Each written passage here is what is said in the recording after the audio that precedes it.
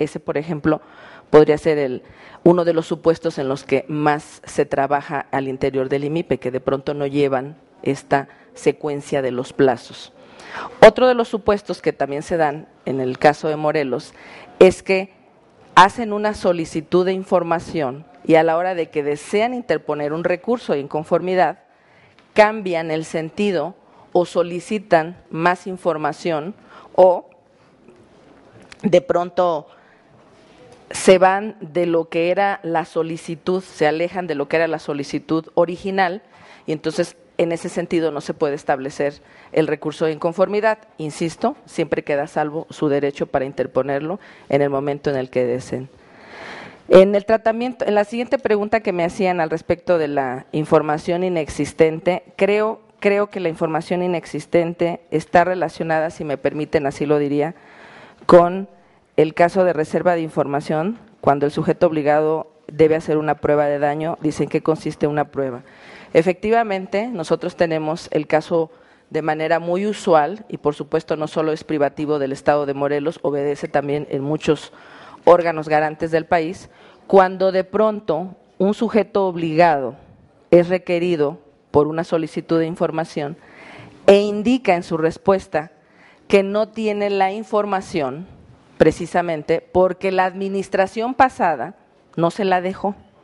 Y ese es un asunto en el cual venimos trabajando, no solo en nivel municipal o estatal, por supuesto que es incluso a nivel federal, y en ese sentido, en el caso de Morelos, nosotros en nuestra ley, para que pudiera declararse la inexistencia o para hacer precisamente esta prueba de daño, el sujeto obligado debe de expresar, fundamentar debidamente estas razones del por cual en un momento determinado no entrega la información y pudiera señalar que es porque no se le entregó. Sin embargo, en el caso de Morelos también se contempla la figura de la inspección ocular. Y entonces, cuando existen indicios o pruebas que nos hacen presumir que sí puede estar la información, porque muchas veces el problema es que la información está en cajas, en un cuarto apartado quizá de lo que son las oficinas principales, y entonces cuando acudimos de manera directa a las oficinas y nos ponemos a revisar carpeta por carpeta, encontramos la información. Entonces, por eso decía que siempre debe de fundamentarse y justificarse el por qué en algún supuesto pudiera declararse la inexistencia de la información. En el caso de la pregunta que me hace la senadora Marcela, ¿a dónde ha llegado o a dónde hemos llegado en pro de la transparencia y cómo actuamos frente a la resistencia? Por supuesto que debo de decir que soy una consejera en mi estado muy proactiva y muy operativa, porque gusto de tener el trato directo con la ciudadanía, con la población, y acudimos a escuelas, acudimos a universidades, acudimos a las colonias, acudimos a los municipios, con los funcionarios públicos, con grupos de mujeres, con grupos de empresarios.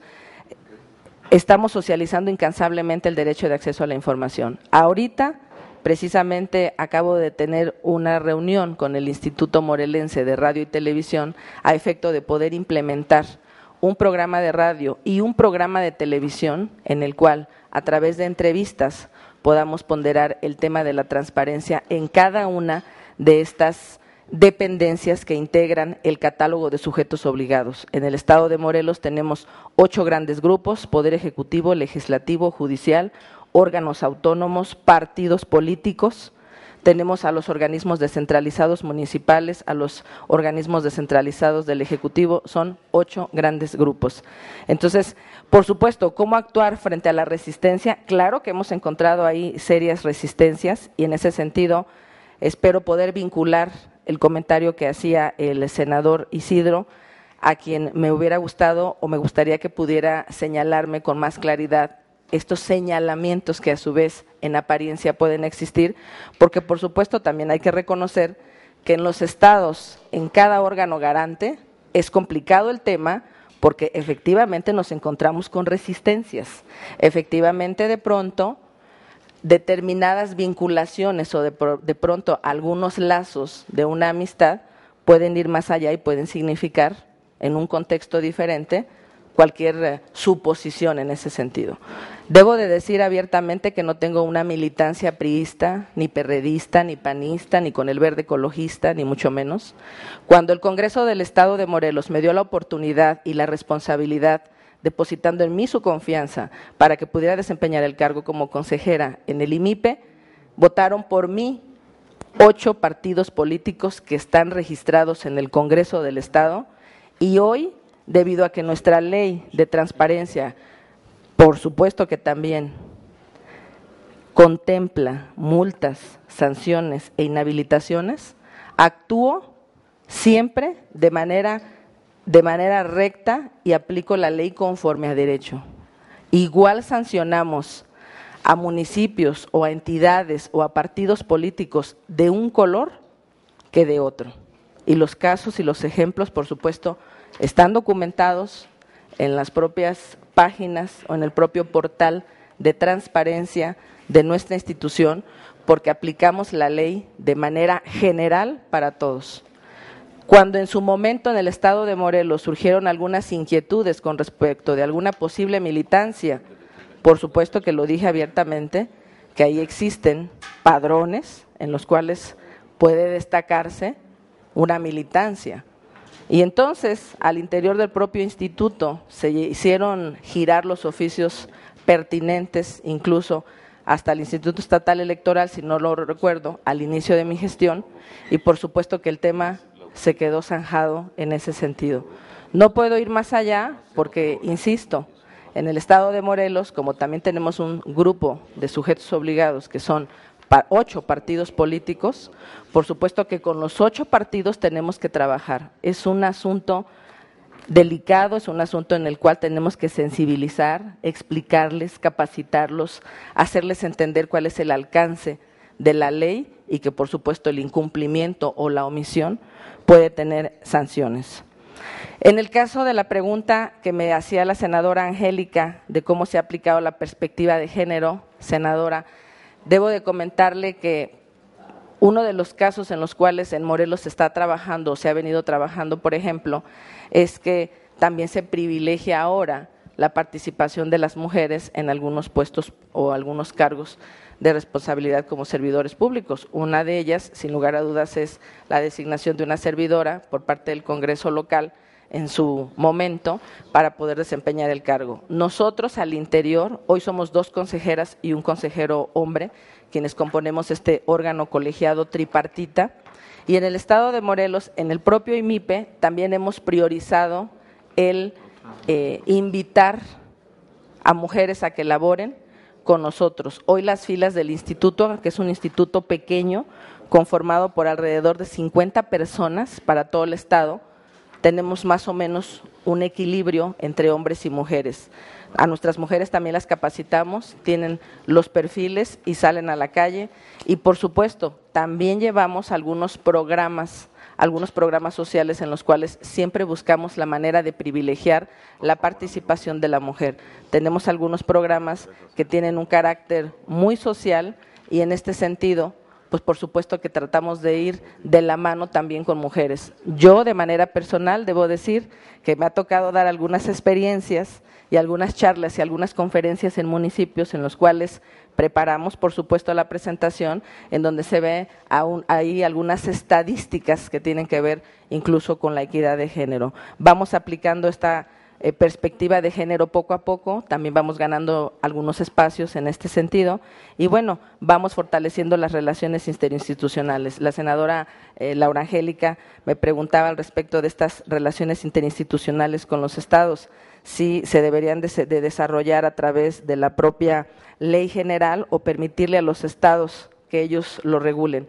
Por supuesto, me parece que las decisiones con respecto del órgano garante de los estados, en base precisamente a la atribución del artículo 116 constitucional, la regulación, sin lugar a dudas, obedece al propio Estado, al propio sistema que tiene este Estado, y así se ha venido trabajando. Les decía yo que en Morelos, desde el inicio de este órgano constitucional autónomo así fue designado, así fue determinado, siempre se trabaja a través de convocatorias públicas abiertas y, por supuesto, también comentarles que la ley en el estado de Morelos fue catalogada como una ley de avanzada a nivel nacional porque contemplaba, entre otros temas como el de la inclusión de partidos políticos, las sanciones, las multas, y tenemos casos concretos perfectamente bien documentados que aplicamos la ley de información pública, estadística y protección de datos personales en el estado de Morelos sin distingo de partidos y sin distingo de ningún sujeto obligado. Creo que con eso pude redondear parte de la idea de todas las preguntas que me realizaron. Estoy atenta. Muchas gracias, licenciada Esmirna Salinas Muñoz. El Senado de la República le agradece el haberse inscrito en esta convocatoria pública y abierta y también le agradece el haber estado esta tarde con nosotros. Es muy amable. Al contrario, gracias a todos ustedes por su atención. Le pedimos a la Secretaría Técnica que acompañe a la licenciada. Si desea quedarse, pues usted bienvenida. También gracias. Pedimos que vayan por la licenciada Cecilia del Carmen Azuara.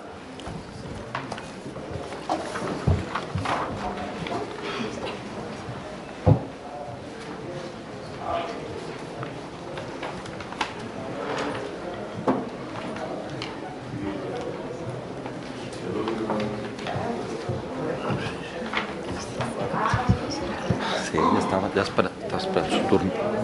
Licenciada Cecilia del Carmen Azuara, muy buenas tardes. Sea usted bienvenida al Senado de la República. Ya conoce el formato, hasta 5 minutos para presentar su programa de trabajo, conceptos o ideas. Después de ello, si así lo deciden los senadores de la República, podrán hacer una serie de preguntas, de cuestionamientos.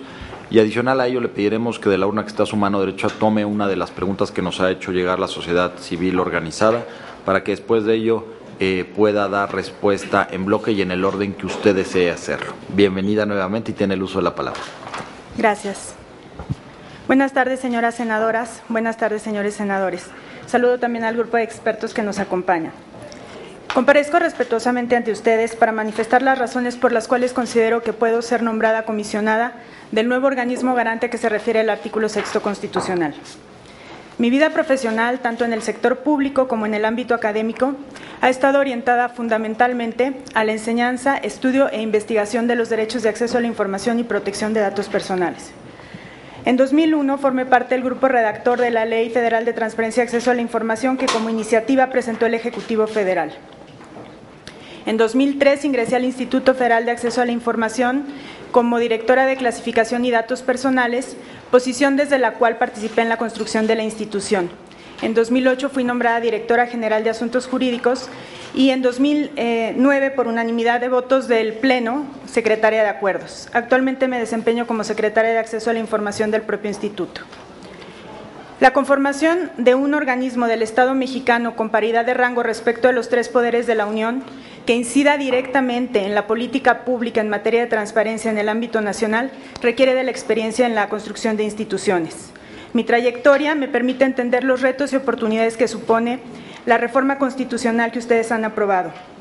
En principio, se requiere la conformación de un sistema nacional de transparencia a partir de un esquema de bases, principios, coordinación y distribución de competencias.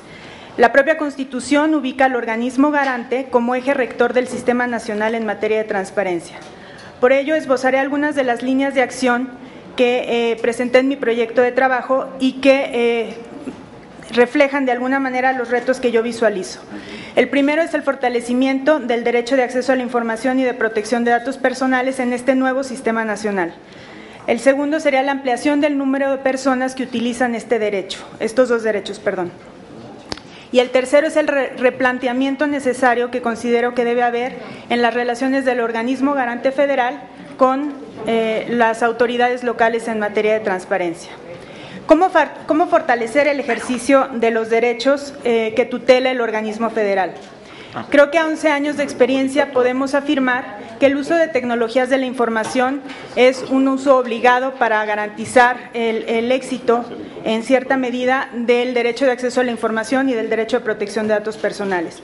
Por eso propongo la construcción de una plataforma nacional con dimensiones pues mucho más ambiciosas que los sistemas que ahora tenemos, que por supuesto facilite por una parte el ejercicio del derecho de acceso a la información, pero que también permita la articulación de los sistemas entre los sistemas de las entidades federativas y de la Federación, y homologue los términos en que la información se publica. Esto va a permitir que haya una generación de estadística y una comparación de información de manera confiable. Si bien privilegio el uso de tecnologías de información en el ejercicio de estos derechos, me parece que también debemos reconocer que nuestro país es un país de contrastes, en donde necesitamos implementar medidas alternativas para llegar a más localidades en el ejercicio de este derecho. Lo que quiero decir es que no podemos pensar que la única forma de obtener información sea a través de solicitudes que se presenten de manera informática, y hay que encontrar mecanismos alternativos que nos permitan que más personas se vean beneficiadas de este derecho. Un tema central para el fortalecimiento del derecho de acceso a la información es el tema de archivos. Y ahí me parece que nos hemos preocupado hasta ahora por ver cómo se guardan los documentos, por determinar cuánto tiempo deben estar guardados y conservados de una manera determinada, pero creo que debemos ir más allá y debemos pensar qué es lo que se tiene que documentar y cómo se tiene que documentar. En la medida en que generemos criterios para que las autoridades tengan certeza de que hay ciertas cuestiones que no pueden estar fuera de un documento, podremos garantizar de manera más efectiva el derecho de acceso a la información. Como segunda línea de acción, he propuesto la ampliación, o me parece que es relevante, generar un plan de acción para ampliar el número de personas que ejercen los derechos que tutela el organismo federal. Y ahí me parece que, particularmente en materia de acceso a la información, para ubicar potenciales usuarios y dirigir estrategias hacia esos posibles usuarios del derecho, tenemos que visualizarlo bajo 3 dimensiones. La primera, como una herramienta necesaria para la rendición de cuentas. La segunda, como un derecho instrumental, esto es, un derecho que nos permite conocer otros derechos y cómo ejercerlos. Y la tercera, como un instrumento necesario para que la sociedad reutilice información en posesión del Estado. Para ello propongo fortalecer la relación con la sociedad civil a efecto de identificar bien la demanda en estas 3 dimensiones y encontrar el espacio en que puedan participar para la implementación de la política pública. En cuanto a la ampliación en el ejercicio del derecho de protección de datos personales, me parece que hay que replantearnos el proceso de difusión, sensibilización y promoción de este derecho, porque creo que en la medida en que más personas estén conscientes del valor que tienen sus datos, serán también más personas las que ejerzan este derecho. Creo que hasta ahora no hemos logrado concientizar a la población respecto del valor que tienen sus datos personales en la vida cotidiana. Como tercera línea de acción, hablaba del replanteamiento de relaciones a que nos obliga esta reforma constitucional al organismo garante federal y a las autoridades en materia de transparencia en el ámbito local. Creo que para ello es necesario crear una red de colaboración de organismos garantes que nos permita, por una parte, promover un diálogo constante, que nos permita generar conjuntamente una cultura de transparencia y a partir del cual se diseñe e implemente una política pública nacional. Finalmente, daré mi visión respecto del órgano colegiado. Me parece que es indispensable estar consciente de que un órgano colegiado en un organismo de esta naturaleza debe generar cohesión y unidad para dar también credibilidad a la sociedad. Pero también me parece importante que a la estructura interna, a la estructura profesional, debe dotarle de liderazgo y de estabilidad. Estoy pues consciente de que debe ser un órgano colegiado que se enriquezca con sus diferencias, pero que las procese con madurez. Muchas gracias. Gracias, deseas. Estoy registrado yo, está registrado el senador Encinas, la senadora Marcela, la senadora Rocío, la senadora Pilar, la senadora Areli. Bueno, pues. Gracias. Licenciada, yo le pediría, si fuera tan amable, de definirnos control de constitucionalidad o control de convencionalidad, y la que usted decida, y si guarda alguna relación con el órgano garante. Muchas gracias. Senador Encinas. Sí, muchas gracias, licenciada Carmen Azuara Aray. Bueno, sin lugar a dudas, usted conoce al IFAI desde su origen y en sus entrañas, porque desde su fundación ha pasado prácticamente por un servicio de profesionalización que inició con la Dirección de Clasificación de Datos Personales, luego Directora General de Asuntos Jurídicos, Secretaria de Acuerdos y actualmente Secretaria de Acceso a la Información. Y justamente por la experiencia que usted tiene, yo quisiera, retomando lo planteado en el documento que nos hizo llegar, que nos hiciera el favor de abundar o de precisar algunos temas.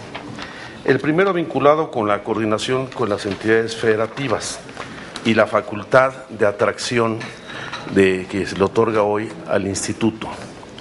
La pregunta muy concreta es: ¿cuáles son los criterios básicos a los que se debe sujetar la atracción para evitar la discrecionalidad en el actuar del órgano garante? Este es un asunto importante porque no solamente lo estamos discutiendo ahorita en materia de acceso a la información, sino también en materia electoral. Los criterios del INE para atraer la organización de las elecciones locales. Por eso la importancia desde mi punto de vista de temas de esta naturaleza.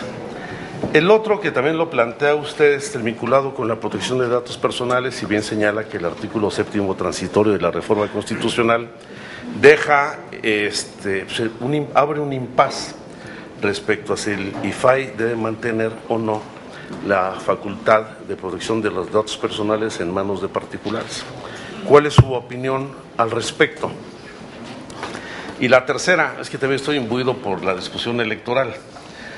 El pasar de 5 a 7 integrantes del Consejo, al ser un órgano autónomo y al dotarlo de mayores facultades como la propia de atracción, desde su punto de vista se requiere ampliar la estructura orgánica y los recursos del instituto, o puede mantenerse una política de austeridad para garantizar el cumplimiento de estas funciones sin necesidad de incrementar el aparato administrativo, más allá de lo que significa solamente el incremento en el número de consejeros.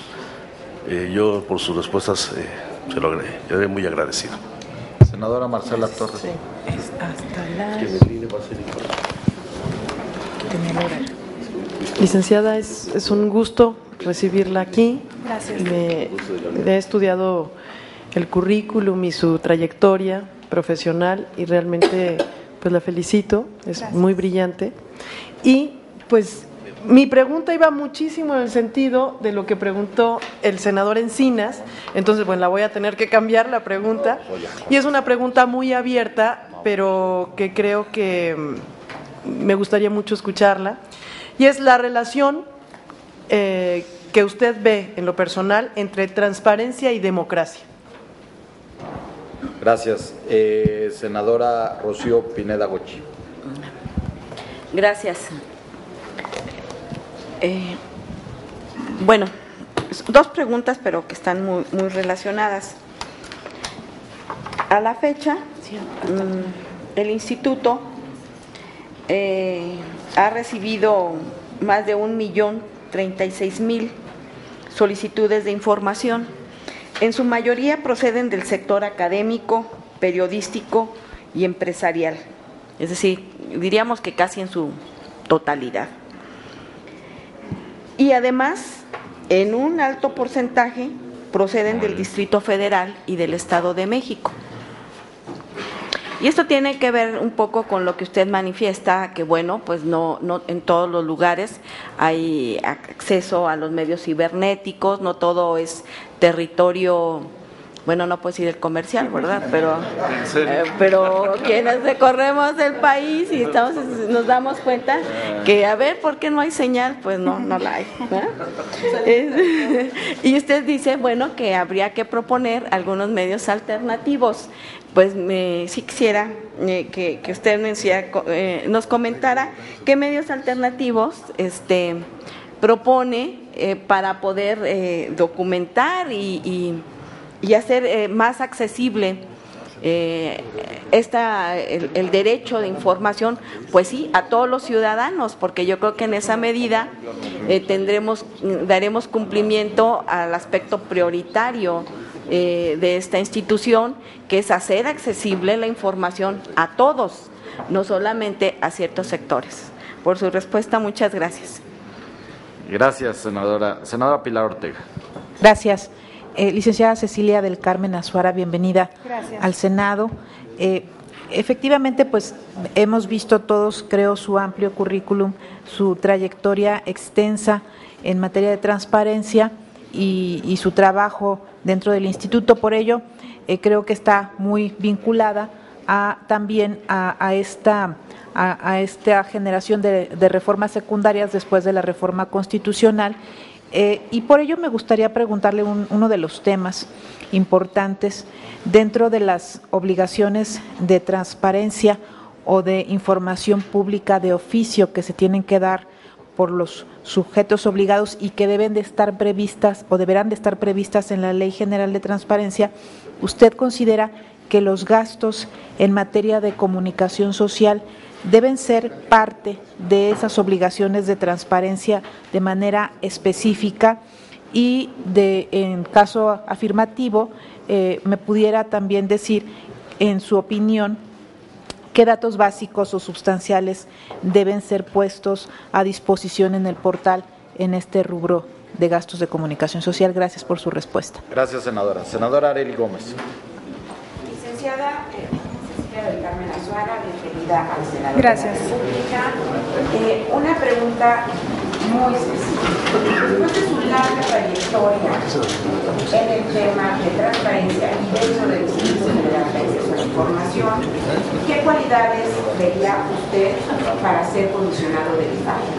Después de todos los comisionados que usted ha visto que han ido pasando por ahí, ¿cuáles serían los 3 principales atributos que tiene que tener un comisionado o comisionada del IFAI? Gracias, senadora Arely. Licenciada, ahora sí, si nos hace el favor de tomar una de las preguntas, leerla y ya contestar en bloque en el orden que usted desee hacerlo. Gracias. Es la número 96. Toda vez que el órgano garante resuelve recursos de diversas materias y no cuenta con especialistas en cada una de estas, ¿considera usted que al hacer inatacables las resoluciones del órgano garante podría dejar en indefensión a los sujetos obligados que se asume tienen mayor grado de experiencia en sus propios temas? Muchas gracias. Iniciaré en el orden en que me hicieron las preguntas y por lo tanto contestaré primero las del senador, la que me formuló el senador Escudero. Sobre control de constitucionalidad y control de convencionalidad, pues en ambos casos se refiere a la adecuación adecuación que debe tener la ley respecto del orden constitucional de la Constitución misma o bien de los tratados internacionales en el caso del control de la convencionalidad y pues destacaría particularmente la Convención Interamericana de Derechos Humanos. Esa sería la respuesta. En relación con las preguntas que me formula el senador Encinas, en cuanto a la coordinación con entidades federativas y en particular sobre la facultad de atracción, lo que yo considero es que efectivamente debe haber criterios básicos. Toda facultad de atracción en principio tiene un margen de discrecionalidad y en la medida en que podamos generar criterios que acoten esa discrecionalidad, estaremos sin duda generando certidumbre. Y yo me remontaría a los criterios que ha sostenido la Suprema Corte de Justicia de la Nación, incluso justamente sobre los temas de interés y trascendencia cuando aborda el tema de atracción, de la facultad de atracción. Por interés ha entendido la Corte pues la importancia del tema en el asunto, la relevancia que puede tener, incluso el impacto que puede tener en otras garantías y por trascendencia el carácter excepcional del asunto o la novedad del caso. Se va a definir por primera vez un criterio, por ejemplo. Entonces, yo en principio atendería a esos criterios de la Corte que me parece resultan aplicables a la facultad de atracción en el caso particular del organismo garante federal. En cuanto a la segunda pregunta sobre el tema de datos personales, si es un tema que debe quedarse o no, como facultad del organismo garante, desde mi perspectiva no. Creo que la reforma, al establecer en el artículo 7º transitorio que se determinará eventualmente que otra autoridad conocerá del tema, es acertada y voy a explicar brevemente por qué. La razón o el origen de la obtención de los datos personales en el sector privado y en el sector público es distinto. En el sector público se obtienen datos personales por la interacción natural que hay desde el Estado con los particulares para la obtención de un permiso, por una licencia, porque se va a contratar, porque un particular va a contratar con el Estado. Y en el caso del sector privado, realmente el tema del dato personal sí tiene un valor comercial, ¿no? Entonces, desde el origen me parece que hay una diferencia sustantiva y desde ese origen puedo marcar la diferencia entre el organismo que debe garantizar la protección en un sector y el que debe garantizarla en otro. En el caso del sector público, me parece que incluso los servidores públicos, al estar únicamente facultados para hacer lo que la ley les permite, pues tienen que manejar el dato, obtener el dato estrictamente para emitir la licencia, el permiso, en fin. Como decía, en el sector privado hay un valor comercial en donde mientras la actividad sea lícita podrán ellos utilizar el dato de distintas formas. Me parece que por eso el organismo que debe atender el tema de datos personales en el sector privado es más un organismo regulador y en todo caso determinador de responsabilidades y sanciones, y no un organismo de contrapeso como me parece que la reforma ubica al nuevo organismo garante federal. Un contrapeso porque lo ubica a la paridad de rango de los tres poderes y me parece que la razón fundamental es el acceso a la información y en todo caso la protección de datos personales en el sector público, ¿no? Pero no así en el sector privado. En el caso de la tercera pregunta, en cuanto al número de comisionados que se incrementa, las facultades que se incrementan y si esto conlleva la ampliación de estructura orgánica o cumplir con un tema de austeridad, me parece que en gran medida, y lo digo abiertamente, depende si el tema de datos personales en el sector público se queda en el instituto o no. Creo que el incremento de 7 comisionados tiene una lógica clara en cuanto al incremento de asuntos que puede conocer el instituto en materia o materialmente jurisdiccional. Hablando de su función materialmente jurisdiccional, habrá que hacer un rediseño, por supuesto, de la estructura porque cambia la dimensión del instituto, pero sí me parece que el incremento de la estructura orgánica o no depende en gran medida de si nos queda, bueno, todavía formo parte del instituto, por eso hablo así, si el instituto se queda con la competencia en el tema de datos personales en el sector privado o no, si no, de cualquier forma me parece que debe haber un rediseño institucional y probablemente sea inevitable en la implementación, no este año, pero probablemente el año que entra, donde se midan realmente las capacidades de la institución, pues hablar de una ampliación en algún sentido, pero me parece que fundamentalmente tiene que ver con cuál va a ser la competencia realmente del instituto. En cuanto a la pregunta que me hace la senadora Marcela Torres, la relación entre transparencia y democracia, pues me parece que cada día es más evidente. Creo que hoy no podemos entender una democracia sin una transparencia sólida y me parece que la visión de la reforma constitucional así lo hace patente. Esta reforma, desde mi perspectiva, no solamente empodera al ciudadano, que es una palabra que hoy está muy en boga, empodera al Estado. Me parece que en la medida en que comprendamos que el Estado se empodera siendo transparente, en esa medida estaremos entendiendo las dimensiones de la transparencia. Y creo por eso que una reforma de este calado, de esta magnitud, pues sin duda hace patente su vinculación con una consolidación democrática y con el ejercicio o la garantía, la forma en que debe garantizarse dos derechos fundamentales. Entonces creo que es un vínculo indisoluble. La senadora Pineda me pregunta sobre las medidas alternativas.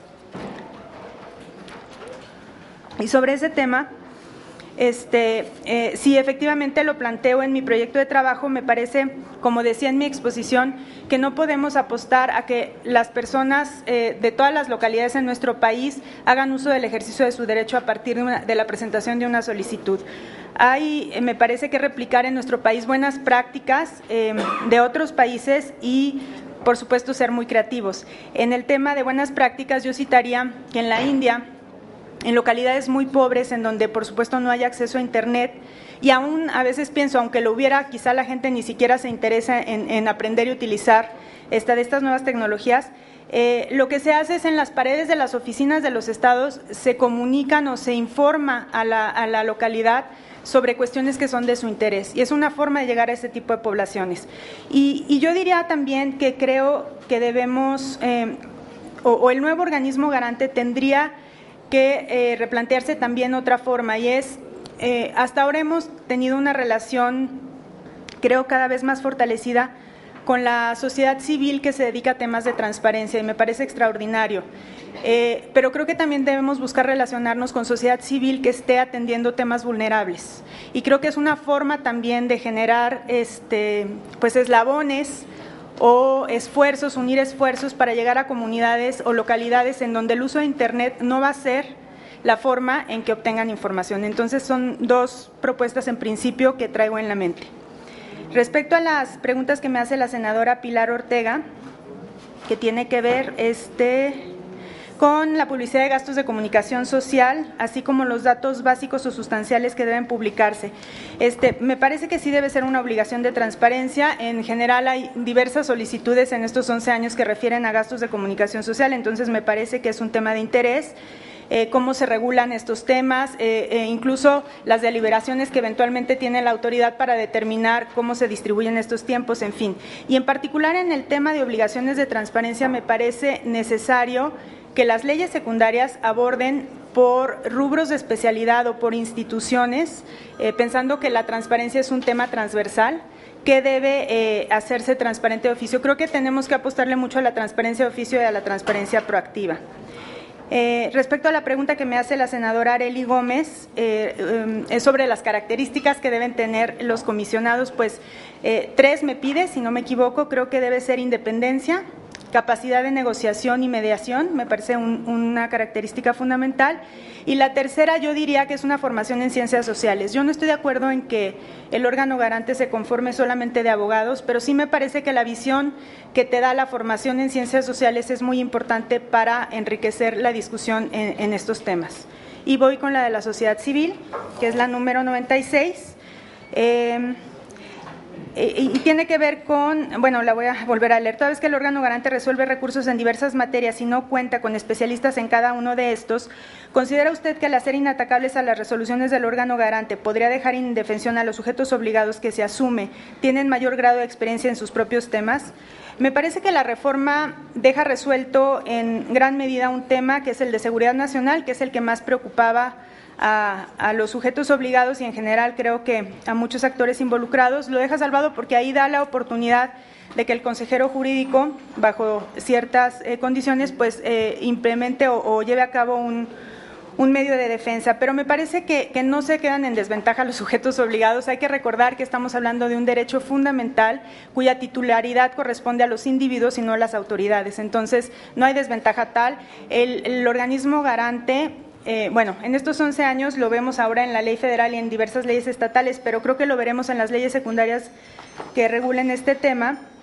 Cuenta con todas las herramientas para hacerse allegar de los elementos necesarios para resolver y dar certeza jurídica. Entonces, me parece que ese tema está solventado. Eso implicaría que pues todos los jueces, todos los magistrados y los ministros de la Corte tuvieran que ser todólogos para tener esa certeza. Me parece que la certeza la dan los mecanismos que tiene la autoridad para allegarse de elementos y poder resolver conforme a derecho y de la manera, pues en este caso más garantista posible. Por eso creo que no están en desventaja, no son ellos los titulares del derecho, son autoridades que ostentan documentos que en principio son de todos y que nacen públicos. Muchas gracias. Licenciada, el Senado de la República le agradece el haberse inscrito, el haber estado con nosotros esta tarde y yo en lo personal la felicito. Muchas gracias, senador. Gracias, senadores, gracias, senadoras. Gracias.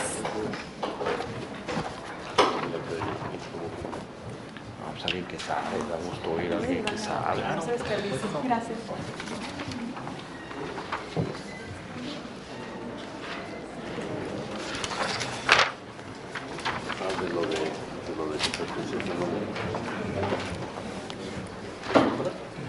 Le pedimos a la Secretaría Técnica, si es tan amable, de ir por la licenciada Rosa María Bárcena Canaus. Canuas. ¿Perdón, cómo es? Canuas. Canuas. Licenciada, muy buenas tardes, muy bienvenida al Senado de la República. Usted ya conoce el formato de la comparecencia, hasta 5 minutos para presentar su programa de trabajo o para hacernos ver sus ideas, sus conceptos. Después de ello, los senadores de la República, si así lo desean, podrán hacerle una serie de preguntas. Adicional a ello, a su lado derecho encontrará una urna con una de las preguntas que nos ha hecho llegar la sociedad civil organizada, la cual le pediremos que lea de manera inmediata y luego ya en bloque que pueda contestar en el orden que usted desee. Bienvenida nuevamente y tiene el uso de la palabra. Muchas gracias. Muy buenas tardes, distinguidas senadoras y senadores, miembros del Comité Técnico. Es un placer para mí comparecer ante esta representación. Yo no voy a exponer lo que ya presenté en mi currículum y en el programa de trabajo, sino quiero compartir con ustedes más bien cuál es la visión que tengo de este organismo garante nacional y cuáles son los atributos que considero que tienen que estar presentes en quienes integren este organismo. Respecto a la visión, tengo una visión dual. Esta primer parte de mi visión tiene que ver con un organismo que es un administrador y facilitador del ejercicio de los derechos que tutela y que establece en ese sentido políticas públicas bajo dos perspectivas fundamentales. La primera tiene que ver con la participación social por el componente democrático que implica el derecho de acceso a la información. Y el segundo elemento tiene que ver con una perspectiva de derechos humanos. Recordemos la reciente reforma de junio de 2011 en la materia, que establece una serie de principios que deben de seguir las autoridades en la promoción, protección y respeto a los derechos humanos y además establece nuevos paradigmas de protección de estos. En ese sentido, creo que en la parte contenciosa del organismo garante no debe ser visto como un tribunal administrativo de estricto derecho, sino más bien como un órgano que reconoce en la emisión de sus sentencias o de sus resoluciones la posibilidad de establecer criterios que de manera orientadora y pedagógica contribuyan a uniformar el ejercicio y tutela de los derechos a nivel nacional. Estos son los dos componentes que advierto en mi visión de organismo garante nacional. Ahora bien, ¿cuáles son los atributos que me parece tienen que estar presentes en quienes integren el órgano? El primero, me parece imprescindible, es la experiencia técnica. La verdad es que no creo que haya tiempo para curvas de aprendizaje. Tenemos enfrente retos importantísimos y hay que reconocer que el Instituto Federal de Acceso a la Información y Protección de Datos cuenta con personal altamente especializado y profesional derivado de los más de 10 años de ejercicio en la materia. Quiero poner nada más dos ejemplos así como para llamar su atención. ¿Qué pasaría en la parte contenciosa de tener que empezar a conocer el instituto con las nuevas atribuciones? El promedio de recursos de los que conoce el IFAI es de 7,000 al año. En todas las entidades federativas al año se conocen otros 7,000 recursos. Con las nuevas atribuciones nosotros tendríamos la posibilidad de ejercer la facultad de atracción, respecto a la cual yo diría que deben de imperar dos principios básicos: un respeto al federalismo y un principio de mínima intervención. Pero recuerden que también seremos segunda instancia respecto a las resoluciones que emitan los organismos garantes de las entidades federativas. Otro tema, los otros sujetos obligados en materia federal. Estos sujetos conocen aproximadamente de 1,000 recursos en su conjunto al año. Y además, recordemos, el Instituto Federal Electoral está en este paquete, de cara al inicio próximo del proceso electoral federal, se incrementará la cantidad de recursos por las solicitudes que van a recibir y además con la incorporación de nuevos sujetos obligados como partidos y sindicatos, tendremos un incremento natural de la actividad. Asociado a este dato cuantitativo, yo quisiera destacar también un dato cualitativo. Y el dato cualitativo tiene que ver con la complejidad en la materia. Sí, el acceso a la información y a la protección de datos son derechos ciudadanos, pero cada vez se han sofisticado más. Y hoy por hoy, en el IFAI, aplicamos técnicas de interpretación y argumentación jurídica altamente sofisticadas. Test de ponderación, pruebas de daño, prueba de interés público. Entonces, creo que todos estos elementos deben estar presentes en quien integre este nuevo organismo. El segundo elemento que me parece que también debe de estar presente en quien integre este organismo garante nacional es esta sensibilidad a los valores en juego al momento que adopte sus decisiones o emita sus resoluciones. Básicamente, ¿qué es lo que tiene que hacerse, de qué se tiene que hacer cargo, de en qué contexto y bajo qué realidad resuelve, la naturaleza de los actores involucrados. Los partidos políticos y los sindicatos sí son nuevos sujetos obligados, pero no son autoridades. Son entidades de interés público y entidades de interés social que operan con lógicas distintas, ¿no? Lo mismo ocurre con los sindicatos. Entonces, deberá de imperar un análisis considerando todas estas diferencias y siempre propiciando que haya una solución armónica de los análisis que se presenten. Y el tercer atributo tiene que ver con la experiencia en el funcionamiento de órganos colegiados. Ya se había mencionado, es muy importante que haya una visión plural, que enriquezca la toma de decisiones, que haya una búsqueda de consensos y de construcción de acuerdos, pero el último que me parece más importante, tiene que haber una alta responsabilidad en el procesamiento por causas institucionales de las diferencias. Esto es fundamental para que se salvaguarde a toda costa la credibilidad y la confianza de que viven instituciones ciudadanas, como es el caso del IFAI. El último elemento que me parece que debe estar presente en quienes integren este organismo tiene que ver con principios rectores de su actuación, que es la probidad ética y la independencia. Esto se traduce en algo muy sencillo, pero que es obligado en su observancia. Estos integrantes deberán en todo momento supeditar el interés personal al interés público. Con esto yo concluiría lo que tiene que ver con mi perspectiva de qué debe ser este organismo garante nacional y cuáles son las calidades que deben de reunir sus integrantes. Y finalmente cerraría con una idea. Creo que esta reforma constitucional no está reinventando el derecho de acceso a la información. El reto de la reforma constitucional es consolidarlo por el Estado mexicano. Muchísimas gracias. Gracias, maestra. Estoy registrado yo, está registrada la licenciada Angélica de la Peña, la licenciada Areli, la senadora Marcela, la senadora Pilar, la senadora Laura Rojas. Y ya.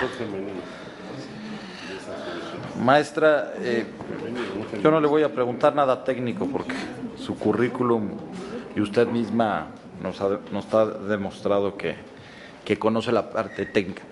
Yo quisiera preguntarle, si mañana el presidente Enrique Peña Nieto decidiera crear una secretaría, esa secretaría se encargaría exclusivamente de gobierno abierto, de tecnologías, parte digital y gobierno abierto.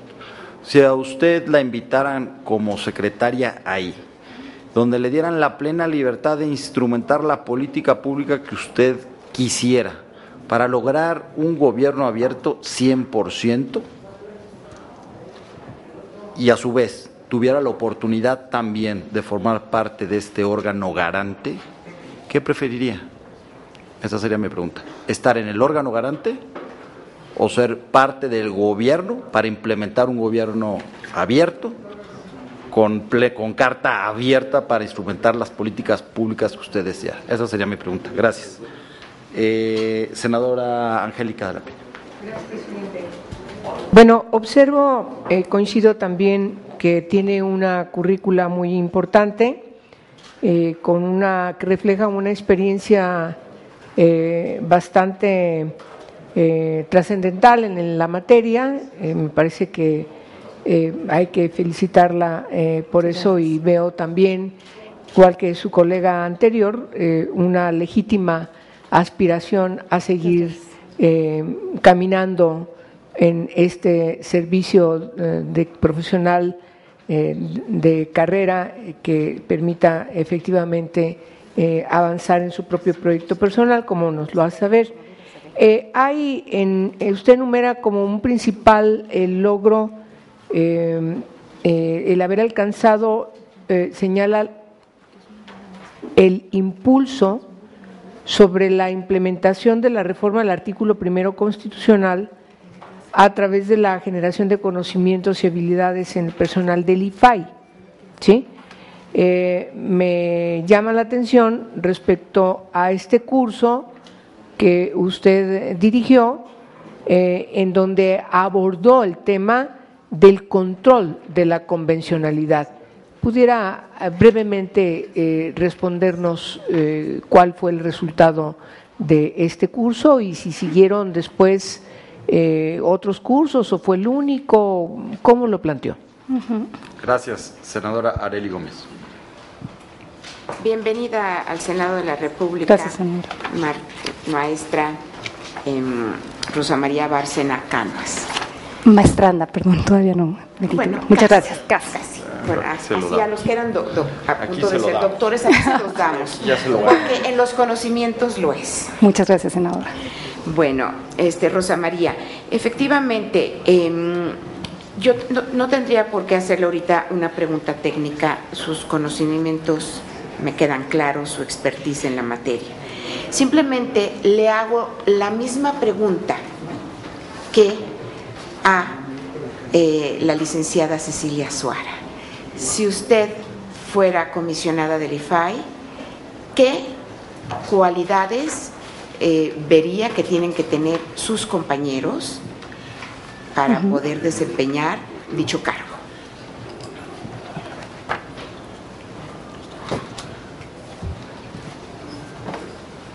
Gracias, senadora Marcela Torres Pemi. Maestra, senadora? Muchas gracias. un honor recibirla, Muchas realmente muy bien formulada su presentación, yo la felicito. Gracias, corazón. Y mi pregunta va en este sentido, aprovechando su experiencia, su conocimiento, pero además algo que me llamó mucho la atención es estas 7,000 solicitudes a las que se refirió, más las que se sumen por la facultad de atracción. Entonces, desde luego, bueno, lo que se ve es que hay una gran necesidad por parte de la ciudadanía o de cierto grupo de ciudadanos, porque habría que estudiar cómo se distribuyen en la población esas solicitudes, pero hay una gran necesidad de información. Aprovechando sus conocimientos y experiencia, ¿qué propondría usted de manera sistémica? No voy a puntualizar si en tema legislativo, en legislación secundaria o en el organismo mismo, pero de forma sistémica, ¿qué propondría para que fuera más accesible a lo mejor la información a ese grupo de mexicanos que necesita y que no hiciera ese pues conglomerado de solicitudes al IFAI? Gracias. Senadora Pilar Ortega. Gracias. Bienvenida al Senado de la República. Efectivamente, me sumo a la opinión de mis compañeros en el sentido de la vasta experiencia que tiene usted en materia de transparencia y a su trabajo en el propio órgano garante. A mí me gustaría preguntarle dos cosas. Una de ellas, su opinión acerca de que en la reforma constitucional se lo establecimos en el Poder Legislativo, la designación del comisionado presidente del instituto a partir de la decisión del propio pleno, en lugar de que lo pudiera hacer la legislatura o el órgano legislativo. Quisiera saber cuál es su opinión y si no considera que esta disposición pudiera generar una tensión entre los integrantes del órgano garante que pudiera tener consecuencias posteriores. Y la otra tiene que ver con la parte de los sujetos obligados. Usted señala como una de las tres partes fundamentales la nueva relación que va a tener el órgano garante con los nuevos sujetos obligados. En ese sentido, y de cara a la construcción de la Ley General de Transparencia, ¿usted considera que se debe precisar de manera exhaustiva cuáles son los sujetos obligados directos y cuáles los indirectos en la ley y cuál es la diferencia sustancial entre uno y otro para efectos de su regulación dentro de la ley? Muchas gracias por sus respuestas. Gracias, senadora Laura Rojas. Gracias, presidente. Pues bienvenida, maestra Gracias, Bárcena. senadora. Yo quisiera preguntarle, en su presentación usted habló de la facultad de atracción y como sabe, pues es uno de los elementos más importantes de la reforma, pues en el marco, y ha sido una discusión no solamente de esta reforma, sino de muchas otras, este debate o esta decisión del Congreso Federal de intervenir en los procesos locales en diferentes temas, transparencia, pero también deuda pública, por ejemplo, en contabilidad gubernamental, el asunto del nuevo INE, etcétera. Entonces, a mí sí me llama mucho la atención esta parte, los principios que usted mencionó, respeto al federalismo y principio de mínima intervención.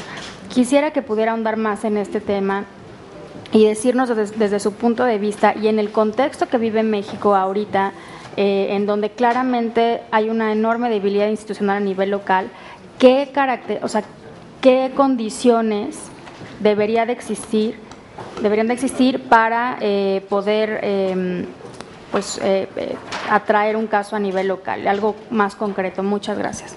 Sí, gracias a usted. Muchas gracias, senadora Laura Rojas. Maestra, le pediremos si es tan amable tomar de la urna una de las preguntas, leerla de manera inmediata y luego ya contestar en el orden que usted desee hacerlo. Sí. Es la pregunta 43. ¿Cuál es la diferencia entre información confidencial y la información reservada? A ver, bien, la primera pregunta la hace el senador Escudero y tiene que ver con si yo optaría por participar en una secretaría que se encargue de la implementación de políticas de gobierno abierto o lo haría en el gobierno al cual van dirigidas estas políticas. Desde luego que estaría en esta secretaría que genera políticas en temas de gobierno abierto. Soy una enamorada de los temas de derechos humanos y yo creo que estas políticas en donde el gobierno abre la información y además tiene un socio estratégico como son los particulares que procesan esta información y que contribuyen al cumplimiento de fines del Estado a través de socializarla de manera procesada, me parece que es una trinidad virtuosa el poder acompañar la implementación como se ha venido haciendo, digamos, entre el IFAI y diversas instancias y la sociedad civil. Sí me parece un reto importantísimo y desde luego está en la lógica de promoción de derechos humanos. Optaría desde luego por la primera opción. La senadora Angélica de la Peña lo que me pregunta es de la plática que se dio sobre el control de la convencionalidad. Esta plática fue, yo creo que como la podríamos medir el impacto que tuvo esta plática, yo creo que es a partir de las resoluciones del IFAI. En el IFAI hoy se aplica control de la convencionalidad en sede administrativa y a partir de este mecanismo de control se ha abierto información que se consideró reviste un interés público que lo hace relevante. Voy a ponerle el caso en donde se abrió información bajo este ejercicio y tiene que ver con el tema medioambiental, en donde la propia Corte ha establecido la relevancia que tiene y además en la reforma de 2011 a la Constitución se le reconoció el carácter humano al derecho medioambiental y frecuentemente las manifestaciones de impacto ambiental no se abrían hasta que concluyera el proceso deliberativo en el que estaban insertas. El instituto determinó que era importante abrir la manifestación de impacto ambiental, aunque no hubiera concluido el proceso deliberativo, dado la relevancia en el tema y la necesidad de que todos que nos podemos ver afectados por esas decisiones conozcamos lo que está ocurriendo. Entonces, yo creo que ese es el mejor indicador de que estos esfuerzos valen la pena. ¿Qué activó este curso del control de la convencionalidad que además dio el doctor Eduardo Ferrer? Que hoy tuviéramos un instrumento importantísimo en el IFAI, que le denominamos Corpus Juris IFAI, que significa, el control de la convencionalidad implica que tú revises la regularidad de los actos a la luz de los tratados internacionales que prevén derechos humanos, específicamente de la Convención Americana de Derechos Humanos. Lo que necesitábamos es tener todos los precedentes que ha generado o toda la jurisprudencia de la Comisión Interamericana compilados y sistematizados temáticamente. Hoy contamos con ese instrumento y además nos fuimos más allá. Buscamos todos los precedentes internacionales que recogen las mejores prácticas en materia de acceso a la información, tanto en el plano de los tratados como en el plano normativo. ¿Cómo llevar a cabo un control de la convencionalidad si no tienes las herramientas que te permitan ver qué se está haciendo en el resto del mundo y adoptar las mejores prácticas? Hasta allá nos ha llevado este ejercicio, digamos, que inició como un proceso de capacitación y que estamos en la etapa de implementación, senadora. La senadora Areli me pregunta cuáles deberían de ser las cualidades de los comisionados que integren el IFAI. Yo creo que justo es esta apertura a las posiciones distintas, esta capacidad de construir acuerdos, esta experiencia técnica que comparte sus conocimientos y te lleva a nuevos derroteros, y necesariamente esta actuación siempre fuera de cualquier interés personal, que es prácticamente como lo había expuesto en mi intervención, es decir, reconocer la importancia de participar en un órgano que vive de la confianza y credibilidad y blindarla a prueba de cualquier interés personal. Creo que esos son los elementos básicos y desde luego la especialización técnica. Ahora, muy bien, la senadora Torres Peinbert me pregunta respecto de transparencia proactiva.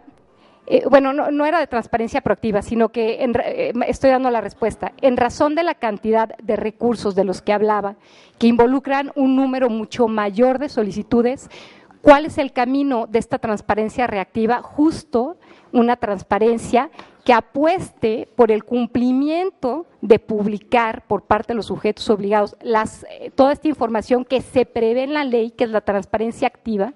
El IFAI cuenta ya con indicadores que permiten evaluar si esto ocurre y se hace con la calidad con la que lo tienen que hacer, es decir, que la información esté actualizada.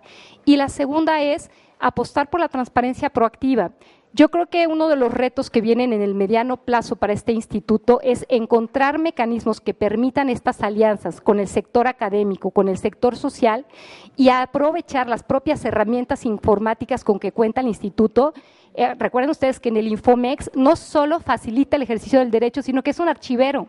Ahí tenemos información de qué es lo que más se pregunta y a quiénes se le pregunta. De ahí puedes obtener la información socialmente útil y el reto es presentarla a la sociedad y a cualquier interesado en medios de comunicación remotos y de manera que sea comprensible y reutilizable. Yo creo que es el gran reto del acceso a la información. La senadora de la Peña me pregunta, en la reforma constitucional establecieron que la designación del comisionado presidente lo debe de hacer el propio órgano y… perdóneme. Senadora Pilar Ortega, y que no debe ser la Constitución la que lo establezca. Yo creo que fue un acierto y tengo la percepción de que apostaron por confiar en quienes integrarán este órgano y pensar que estos ejercicios de madurez y de procesamiento de este tipo de decisiones se pueden llevar en la sede del propio organismo. Me parece que sí es dar un voto de confianza para la institución sin perjuicio de lo que enfrentó recientemente. Ahora bien, la senadora Laura Rojas me pregunta respecto a la facultad de atracción, porque mencioné el tema del federalismo y de la mínima intervención. Mire, senadora, estoy convencida que no podríamos pretender atraer todos los asuntos porque nos perderíamos en el bosque. Tiene que haber una selección estratégica de los asuntos que se van a traer. Hoy ya estamos planeando generar como un observatorio que nos permita identificar aquellos supuestos en donde hay una aparente contradicción de criterios en las entidades federativas o una posibilidad de regresión. Entonces, tenemos que tener la capacidad de seleccionar estratégicamente estos temas y de utilizarlos para generar criterios de interpretación que inhiban que esto siga avanzando y que puedan ser un referente para el resto que apoye el desarrollo en las demás entidades federativas. Me parece que para el desarrollo de la ley general, el IFAI ha estado trabajando en este tema también y lo que veíamos es que no sería muy conveniente en aras de limitar el ejercicio de esta atribución, establecer un catálogo de los supuestos en los que se pueda hacer, porque corres el riesgo de que se presenten otros, de que no seas exhaustivo, de que no haya precisión. Sí tenemos que apostar por establecer estos criterios que además asumió el Poder Judicial en términos de la relevancia, lo novedoso, el interés público que revisten, pero sí acompañándonos de estas otras herramientas que nos permitan tener un criterio de selección que lo objetive.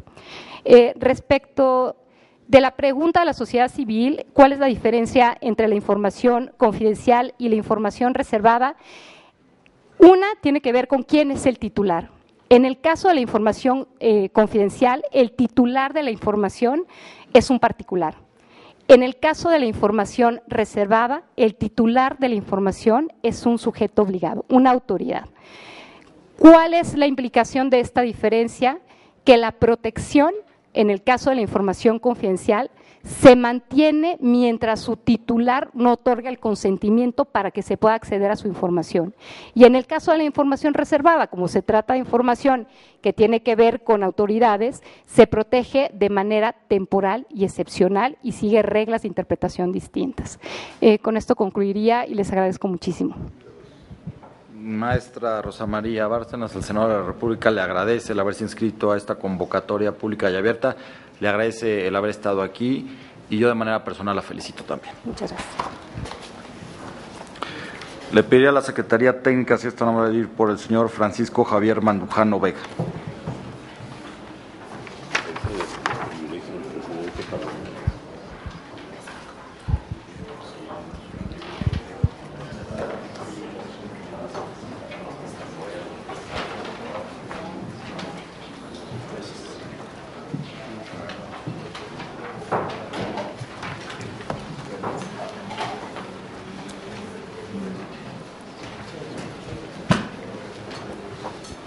Licenciado Francisco Javier Mandujano Vega, sea usted bienvenido al Senado de la República. Muy buenas tardes.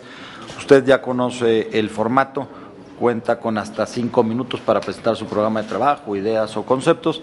Después de ello, si así lo deciden los senadores de la República, pueden hacerle preguntas, cuestionamientos. Adicional a ello, le pediremos que tome de la urna una de las preguntas que ha hecho llegar la sociedad civil organizada, que dé su lectura de manera inmediata y luego en bloque y en el orden que usted desee hacerlo, da respuesta. Bienvenido nuevamente y tiene el uso de la palabra. Muchas gracias. ¿Sí me escuchan así, en esta distancia? ¿Se escucha bien? Sí, lo jalo un poquito más. ¿Sí? ¿Ya? Gracias. Senador Pablo Escudero Morales, presidente de la Comisión de Anticorrupción y Participación Ciudadana. Senadoras y senadores presentes. Comité de Seguimiento y Acompañamiento al Senado de la República para la selección de las y los nuevos comisionados del órgano garante de acceso a la información. Señoras y señores, antes que nada, deseo agradecer la invitación del Honorable Senado de la República para participar como aspirante a integrar el nuevo órgano constitucional autónomo garante del cumplimiento del derecho de acceso a la información y a la protección de datos personales en posesión de sujetos obligados. Hoy contamos con una reforma constitucional que reconoce el acceso a la información como un derecho fundamental. La mayoría de los estados han adecuado sus leyes de acceso a la información a los mandatos del artículo 6º constitucional. Contamos con órganos garantes locales del derecho a la información, también con procedimientos expeditos para solicitar información e interponer recursos de revisión, medios electrónicos para facilitar la información pública y una socialización creciente del derecho de acceso a la información que permiten a la ciudadanía valorar el desempeño de autoridades y funcionarios públicos. ¿Qué significa lo anterior? Que el órgano federal garante del acceso a la información debe fortalecer que se difunda en la población que el uso de medios remotos como el Internet potencian en forma inmediata el ejercicio del derecho de acceso a la información, que tales herramientas facilitan a las personas el acceso a la información desde el momento mismo en que pueden consultar en los portales de obligaciones de transparencia, por el solo hecho de no requerir el traslado de las personas a las oficinas de gobierno y, hecho muy importante, que no impacten sus economías, sino que resulte suficiente formular una solicitud desde cualquier computadora con Internet, y esto es el mejor ejemplo de una universalidad de un derecho, no solo porque por esta vía se puede ingresar prácticamente desde cualquier parte del mundo, sino también porque no tiene costo alguno. Creo que el objeto principal del órgano garante será lograr una correlación positiva entre transparencia, rendición de cuentas y la calidad de gobierno, con el propósito de informar a la sociedad sobre el quehacer público. Por ello, el reto consistirá en evitar que los sujetos obligados realicen el esfuerzo mínimo necesario para cumplir con las obligaciones establecidas en la Ley Federal de Transparencia y Acceso a la Información Pública Gubernamental. Y se alcanzará el día que logremos que la transparencia se visualice como instrumento cotidiano de la modernización de la gestión pública y se incorpore a los procesos sustantivos de toda dependencia o entidad pública, para fortalecer el ejercicio de los derechos de acceso a la información y la protección de los datos personales en todo el país, que permitan hacer plenamente vigente el principio de máxima publicidad consagrado en el artículo 6º constitucional. Expongo las razones que justifican mi idoneidad para el cargo. Muy sencillas, Cuento con el perfil y amplia experiencia profesional en la Administración Pública Federal, de más de 11 años en actividades relacionadas con la transparencia, el acceso a la información pública y la protección de datos personales. Conozco el funcionamiento y operatividad del Comité de Información y la Unidad de Enlace, como instancias fundamentales en la aplicación de la Ley Federal de Transparencia. Estoy convencido que mi formación como servidor público federal especializado en la materia, con los conocimientos adquiridos en la práctica, contribuiré con profesionalismo, entusiasmo y convicción en la trascendental labor que realiza el órgano constitucional autónomo por lograr que en México se consolide y prevalezca definitivamente la cultura de la transparencia, el acceso a la información pública y la protección de los datos personales. Muchas gracias. Muchas gracias, licenciado. Tengo registrado al senador Isidro Pedraza, a la senadora Pineda Gochi. Nada más, y si nos hace favor de tomar una de las preguntas de la urna, darle lectura de manera inmediata y ya contestar en bloque en el orden que usted desea hacerlo. Sí, gracias. No me lo hemos preguntado. Sí, senador Pedraza. Bueno, si nos lee la... Sí, si como no le de leerla. Claro que sí. Pregunta 76. Una de las razones más importantes para la reforma del artículo 6 constitucional de 2014 fue garantizar que el ejercicio del derecho humano de acceso a la información pública fuera homogéneo en todo el país. ¿Qué estrategias considera debe adoptar el IFAI en su carácter de órgano nacional para lograr tal encomienda? Gracias, senador Pedraza. Bien, yo quisiera preguntarle, que nos dice que hay una vasta experiencia y un conocimiento de lo que es este órgano, en una revisión retrospectiva, cómo empezamos en qué avances hemos tenido sustancialmente, qué vemos en el devenir del desarrollo de este órgano, a dónde pudiéramos arribar en este sentido. Y lo otro, saber cuáles son el tipo de consultas que más motivan el interés del ciudadano y generalmente cuál es el resultado que se tiene de estas incidencias en las respuestas, ¿no? Gracias. Sí. Gracias, senador. Senadora Pineda Gochi. Sí, gracias. Bienvenido al Senado de la República. Gracias. Y lo saludo con gusto, además vi aquí en sus datos personales que ahí trabajamos para la misma firma de contadores públicos. No, no soy contador público. ¿No es contador público? ¿No es de José Manuel Jiménez? No. Perdón. Este es el señor Javier Mandujano Vega. Bueno, tengo aquí el otro currículum, según el otro currículum, sí. Nada más son 160, entonces. Bueno. No se preocupe, se confunden. Sí. Sí, muy bien, pero la pregunta pues es la misma. A sus antecesores, mis compañeros, y hemos recibido la inquietud de qué cualidades debe tener profesionales un comisionado. Entonces, toda vez de que, bueno, pues esta entidad será quien sea la cabeza de una gran maquinaria de generadora de información, de transparencia, de una serie de instrumentos y generados por la administración pública. ¿Usted cree que debe haber un código de ética específico para quienes estén directamente vinculados al acceso de la información? Gracias. Sí. Gracias, senadora. Adelante, licenciado, si quiere ahora sí dar respuesta en el orden que usted desea hacer. Sí, cómo no, muchas gracias. La pregunta del senador Isidro Pedraza sería la primera: ¿cómo empezamos con este nuevo órgano constitucional? Pues yo no diría que estamos empezando, ¿no? Diría que la labor que ya ha hecho el Instituto Federal de Acceso a la Información creó las bases para que de alguna manera nuestro país cuente con elementos garantizables para que la actividad de la transparencia, el acceso a la información y la protección de datos personales sean llevados a cabo por todas las entidades públicas a nivel nacional, y esto desde mi punto de vista es fundamental. Antes el ejercicio de comunicación no era así, y desde que se crearon las instituciones públicas que llevan a cabo estas actividades como garantías universales de los derechos humanos, el tener un organismo constitucionalmente autónomo ahora, pues ya le da otra perspectiva al instituto. ¿Por qué? Porque todos los sujetos obligados ya no son federales, ahora son estatales y municipales. Y hay que incluir también a los sujetos obligados que no tienen la característica de autoridades, ¿no? Como son los partidos políticos, los sindicatos y los particulares que manejen recursos públicos. Por lo tanto, la labor que tiene encomendada este nuevo órgano es fundamental para consolidar esa actividad. En relación a la segunda pregunta, ¿qué avances ha tenido el derecho de acceso a la información? No sé si sería así la pregunta, senador.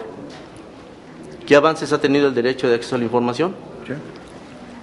Sustancialmente, yo diría que ha tenido un impacto, pero hasta cierto punto en un estrato de población. Población que tiene acceso a información, pero con medios económicos. Lo que se trata es de que el acceso a la información se generalice en la población. ¿Por qué? Porque hay muchos estratos de la población que no tienen acceso a conocer qué está haciendo el gobierno. De ahí yo creo que la importancia está en hacer masivo el derecho de acceso a la información a través de diferentes canales de implementación. Por ejemplo, en las escuelas, generar cátedras en materias especializadas en la primaria, en la secundaria, en la preparatoria, a nivel bachillerato, porque no se tiene el acceso a la información en las escuelas. Realmente en las escuelas no hay una difusión importante. Considero que por ahí también tendríamos una relevancia como órgano garante. Y la tercera pregunta, no sé si me la podría repetir, senador, por favor. La recurrencia, la frecuencia de los consultas que hacen los ciudadanos, ¿en qué versan más cotidianamente, no? Muy bien, muchas gracias. Con la experiencia que tengo, puedo decirle que están muy interesados en conocer quiénes son sus servidores públicos, quiénes son los servidores públicos de las dependencias, qué hacen. Sobre todo me he dado cuenta de algo bien importante, les importa mucho saber cuánto ganan a la ciudadanía. Le interesa mucho a la ciudadanía saber cuánto gana un servidor público, porque hay algo bien importante. Desafortunadamente, en los portales de transparencia, la información solamente está hasta nivel de jefatura de departamento. Entonces, para poder hacer un comparativo de los sueldos, tendríamos que ver toda la cadena de estructura, base, confianza, honorarios, y hacer un equiparamiento de información de esa índole. Otra información muy importante que consulta la ciudadanía es la relativa al ejercicio del presupuesto, del gasto, sobre todo en contratos. Mucha información llega de contratos. La ciudadanía está interesantísima en saber en qué se gasta el gobierno cuando hace las licitaciones, cuando se concursan los recursos para diferentes servicios que proporciona el gobierno. Básicamente esas considero que son las importantes. No sé si ya quedó concluido con eso mis preguntas con usted, senador. Con eso. Senadora Pineda, gracias por su pregunta. Es muy sencilla. ¿Qué código de ética específico debe de tener toda la estructura que conforme este organismo constitucionalmente autónomo? Básicamente, pues lo establece la propia Constitución, los principios que establece la Constitución para que los servidores públicos se conduzcan con ética, transparencia, objetividad, imparcialidad, tolerancia y sobre todo, lo más importante considero, con un trato justo a las personas. Para mí eso es fundamental. Estoy relacionándolo con el derecho humano de pro persona, ¿sí? Cualquier persona, por el simple hecho de acudir a hacer un trámite ante las instancias gubernamentales, debe de ser tratado con toda la atención y sobre todo con calidad, porque a la gente no se le, en muchas dependencias, a la población no se le da el servicio que está buscando, y luego tienen una errónea equivocación de cómo es en general la estructura de una dependencia. En este caso, el órgano constitucional puede ser líder en eso, en crear expectativas en su personal que le permitan consolidar esos valores. Eso es lo que yo considero. Gracias. La pregunta: una de las razones más importantes para la reforma del artículo 6º constitucional de 2014 fue garantizar que el ejercicio del derecho humano de acceso a la información pública fuere homogéneo en todo el país. ¿Qué estrategias considera debe adoptar el IFAI en su carácter de órgano nacional para lograr tal encomienda? Considero dos fundamentales. En base a mi experiencia en la unidad de enlace y en el comité de información, considero que se debe difundir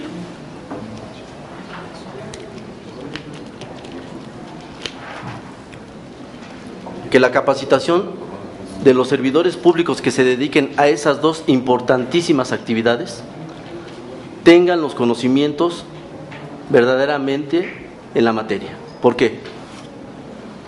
Porque se simulan muchas actas de comité. No sabemos si los comités en verdad sesionen, no sabemos si las unidades de enlace efectivamente estén haciendo su labor, si estén llevando a cabo el cumplimiento de tan importantísimo derecho constitucional. Por lo que yo considero que sobre todo en esas dos instancias se tendría que fortalecer el acceso a la información. La unidad de enlace es el vínculo con los solicitantes, con la sociedad en general. Es la primer puerta que toca a un ciudadano. Y si la unidad de enlace no está preparada para recibir al solicitante, ya de ahí ya estamos mal. Entonces yo considero que esas dos instancias deben de ser fortalecidas para que efectivamente se empiecen a ver cambios en el ejercicio del derecho de acceso a la información, sobre todo. Muchas gracias, licenciado Francisco Javier Mandujano Vega. Al Senado de la República le agradece el haberse inscrito a esta convocatoria pública y abierta y le agradece el haber estado esta tarde con nosotros. Muchas gracias. Permiso. Le pediré al secretario técnico si es tan amable de acompañar al licenciado, y también pedimos, si son tan amables, de ir por el doctor Salvador Guerrero Chiprés.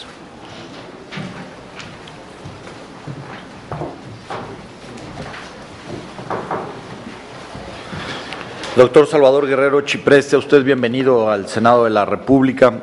Ya conoce el formato, cuenta con hasta 5 minutos para hacer una presentación de su programa de trabajo, de ideas o conceptos que desee manifestar. A continuación, si los senadores de la República así desean hacerlo, podrán hacerle una serie de cuestionamientos. Adicional a esta, le pediremos que de la urna que está a su mano derecha tome una de las preguntas que nos ha hecho llegar la sociedad civil organizada, le dé lectura y luego ya que pueda contestar en bloque en el orden que usted desee hacerlo. Bienvenido nuevamente y tiene el uso de la palabra. Muchas gracias, señoras y señores senadores, compañeras y compañeros de la sociedad civil, de los medios, los que sobrevivan un poco antes de la comida, a la audiencia que podamos tener a través del canal del Congreso. Gracias por la paciencia esforzada y por la apertura. Para llegar al Sistema Nacional de Transparencia y Rendición de Cuentas necesitamos habilitarlo con estructura y mecanismos interrelacionados de integridad pública. Involucra a los 3 poderes y todos los niveles de gobierno. Comparto con la comunidad de transparencia desde mi trabajo docente, mi labor periodística, mi experiencia en organismos sindicales y gremiales democráticos, como servidor público local y federal y específicamente como comisionado ciudadano de un órgano local durante 6 años, la idea de que un sistema de transparencia puede ser exitoso si apoya a una política pública completa, coherente y articulada de rendición de cuentas.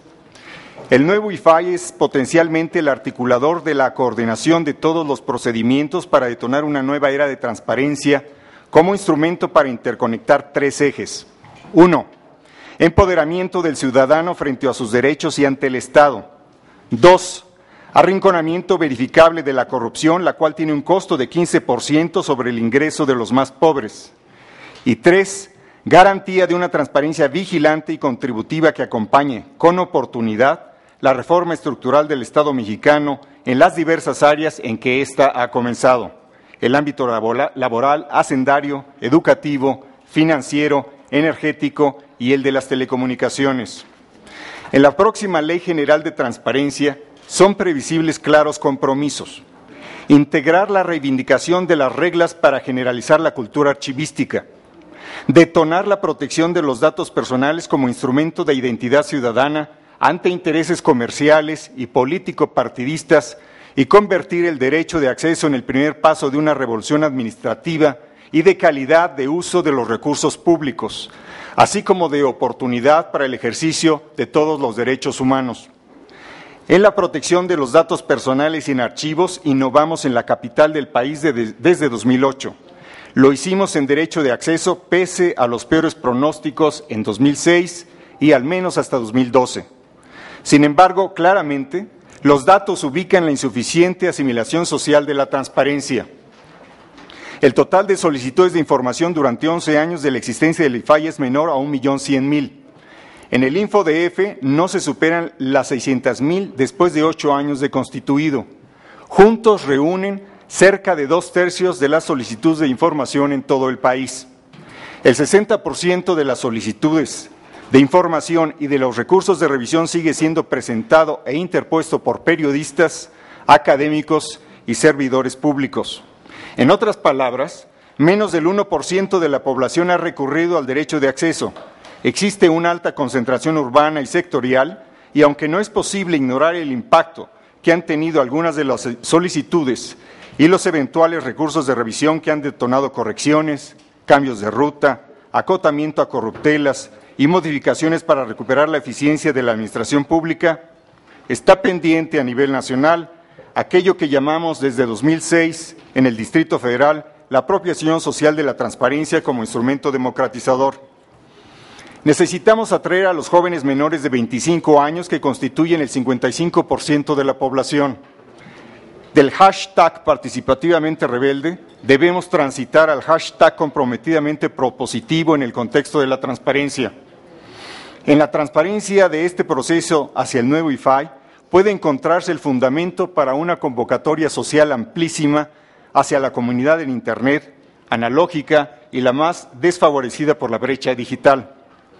La reforma de telecomunicaciones abre la probabilidad de acercar la transparencia a los más alejados.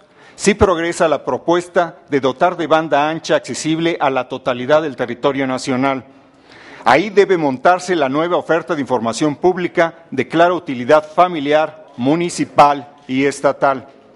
Si ha de ser el IFAI, como ahora mismo lo sugerimos, instrumento central en el arrinconamiento de la corrupción y de acompañamiento de las reformas que buscan el progreso y el desarrollo, esta institución tiene que estar dirigida con eficacia, capacidad técnica, acompañamiento ciudadano, imparcialidad, voluntad política, crítica constructiva, trabajo colegiado, ánimo de coordinación hacia el empoderamiento de la ciudadanía y debe favorecer la completa transversalidad de sus efectos en el resto de las políticas públicas.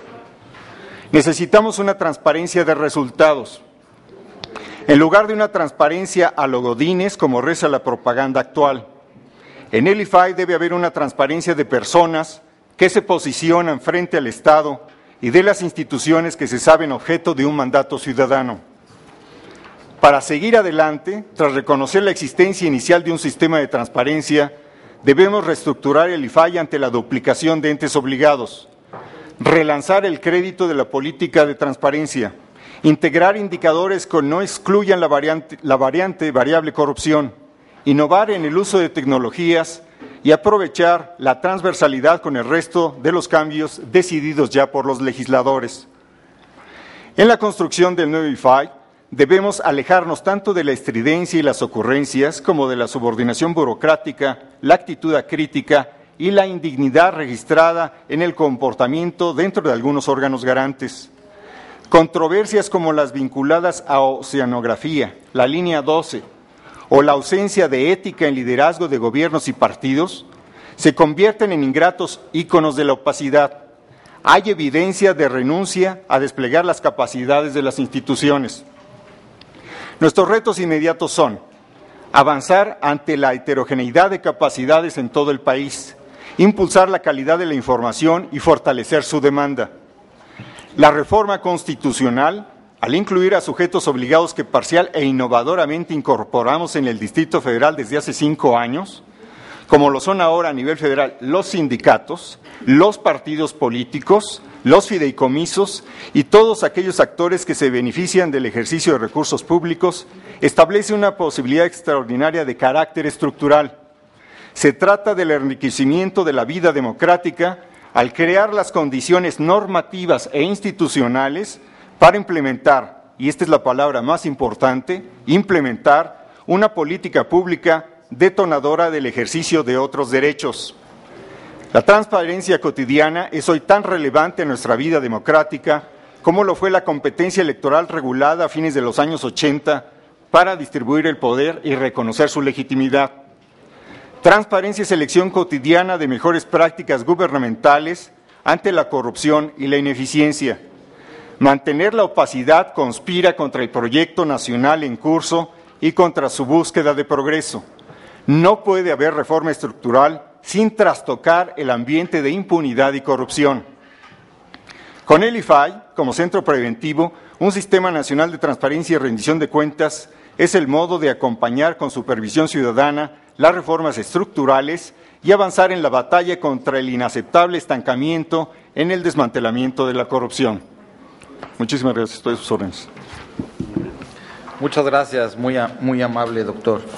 Estamos registrados su servidor, el senador Encinas, la senadora Areli, la senadora La Peña, la senadora Laura Rojas, el senador Isidro, y con eso. Nos vamos a comer, ¿no? Sí. Doctor, buenas tardes. Doctor, si fuera tan amable de definirnos violaciones graves a derechos humanos, y también si fuera tan amable de mencionarnos si la Ley Federal de Transparencia hace alguna alusión a violaciones graves o hace alguna consideración respecto a la investigación de violaciones graves a derechos humanos. Muchas gracias. Senador Encinas. Gracias, escudero. Doctor Guerrero Chiprés, bienvenido. Gracias. Al Senado, gracias por su presentación. Bueno, la documentación que nos ha hecho llegar y por el conocimiento que tenemos de usted, pues evidentemente acredita su formación académica, su experiencia profesional, el paso por la academia, los medios de comunicación, tiene un Premio Nacional de Periodismo y su experiencia en órganos garantes, particularmente en el Instituto de Acceso a la Información. Yo por eso quisiera referirme particularmente al contenido del esbozo de proyecto de trabajo que nos hizo llegar, como usted lo tituló, donde sostiene algunas tesis. La primera es que la transparencia, la síntesis es mía, no voy a leer todo el documento, la transparencia cotidiana es hoy tan relevante en nuestra vida democrática como fue la competencia electoral, pero se requiere una nueva etapa donde la transparencia debe ser dinámica, apoyada en las facultades del nuevo órgano autónomo, debe ser un instrumento de equidad en donde se asegure la protección de la privacidad de todos los mexicanos y debe ser solidaria, esto lo ha asistido mucho en su intervención, para contribuir a que los trabajadores y las clases medias reduzcan el costo que injustificadamente cargan por el pago de la corrupción y la ineficiencia, con lo cual pues todos coincidimos. En su propia intervención ha destacado los avances que ha tenido nuestro país en materia de transparencia y específicamente ha destacado los del Distrito Federal. Sin embargo, usted señala que la transparencia se halla actualmente encapsulada en retórica institucional y lejos de la verificación de comportamientos asociables a la dinámica del desarrollo. Dice, más y mejores índices de transparencia no se han reflejado en el abatimiento de la corrupción, Los esfuerzos institucionales tampoco se han reflejado en la disminución de los llamados índices de opacidad. Y señala que después del diagnóstico estructural, ese diagnóstico estructural y de la valoración de la situación por la que atraviesa actualmente el IFAI, es necesaria la refundación del instituto. Crear las nuevas condiciones para reconstruir su prestigio mediante una noción de transparencia dinámica que incluya la reestructuración del organismo y la recuperación de la institucionalidad. Yo pensaba que el haber hecho la reforma constitucional implicaba un rediseño y una refundación del instituto. Más aún, dos de nuestras comparecientes el día de hoy, que sin lugar a dudas conocen muy bien el funcionamiento del IFAI, han destacado pues, los avances y la consolidación de todo el derecho a la transparencia y reconocen la reforma constitucional. Entonces, la pregunta es muy puntual. ¿En qué consiste la refundación que propone y cuáles son las condiciones básicas que deben de seguirse para reconstruir su prestigio, lo cual implica reconocer que se ha perdido prestigio por el instituto, y cómo hacer esta recuperación de una vida institucional que haga efectiva no solamente el derecho ciudadano al acceso a la información, sino combatir la opacidad y la corrupción en el país? Tampoco le haga la pregunta, pero de antemano le agradezco su respuesta. No, gracias. Gracias, senador Encinas. Senadora Arely Gómez. Doctor Salvador Guerrero Chiprés, bienvenido al Senado de la República. Gracias. Yo me concretaría a es algo similar aquí con lo que mi compañero senador Alejandro nos vamos, tenemos las mismas preguntas y sí, pero bueno, aquí usted menciona que después del diagnóstico estructural y de valoración de la situación por la que atraviesa el IFAI, usted procede o sugiere proceder a la refundación de la institución y crear las condiciones para reconstituir su prestigio mediante una noción de transparencia, dinámica e innovación en que se incluyen. Mi pregunta, para ser más concreta, ¿usted piensa y le atribuye que el desprestigio a la institución fue ocasionado por los diversos conflictos que han salido a la luz pública de los anteriores, de los integrantes del IFAI, de los que están actualmente? ¿A eso se refiere usted con restituir el prestigio o hay que restituirlo por algunos otros temas que han aflorado dentro de la institución? Gracias por su… Gracias. Gracias, senadora Arely Gómez. Senadora Angélica de la Peña. Gracias, presidente. Bueno, me uno a la felicitación y reconocimiento que el senador Encinas menciona a partir de su currícula, de sus distintos compromisos que le distinguen y que también le han sido reconocidos en su momento.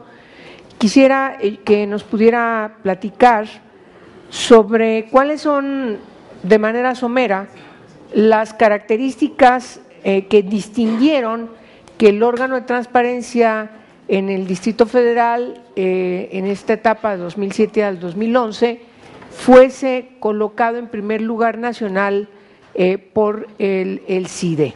Si es tan gentil, por favor. Gracias. Gracias, senadora. Senadora Laura Rojas. Gracias, presidente, perdón. Doctor, bueno, pues a mí me llamó la atención en su proyecto de trabajo que usted refiere que debe de haber la generación de una cultura nacional de archivos, y esto lo vincula pues con el registro de los grupos de intereses a los que están vinculados los servidores públicos y legisladores, así como de las declaraciones patrimoniales íntegras puestas a disposición de todos. Como todos sabemos, actualmente estas son facultades de la Secretaría de la Función Pública y se ha discutido bastante en torno a si será el nuevo órgano anticorrupción quien las detente. ¿Considera usted que estos temas deben ser competencia del IFAI? Si es así, ¿cuáles son las atribuciones para hacer valer las obligaciones de los servidores públicos? Y también, como usted sabe, es una decisión de un derecho de cada servidor público el hacer o no públicas el contenido de las declaraciones patrimoniales. ¿Usted considera que esto se debe de modificar para que ya no sea una decisión, sino que sea una obligación para todos? Gracias. Muchas gracias, senadora. Senador Isidro.